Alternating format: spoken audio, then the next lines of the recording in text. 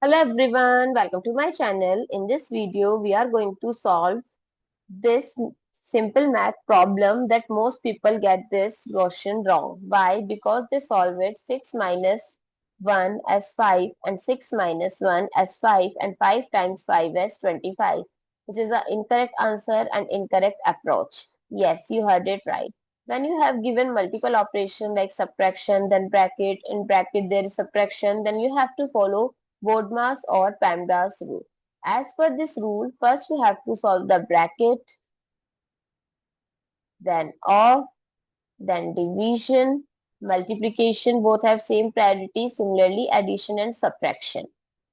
So first solve the bracket, 6 minus 1 is 5. Now 6 minus 1 times 5.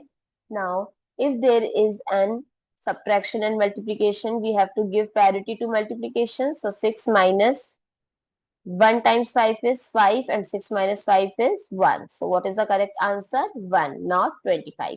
I hope it's clear and you find it useful. So don't forget to share your feedback through like, share, comment and subscribe to my channel. Thanks for watching. See you in the next video.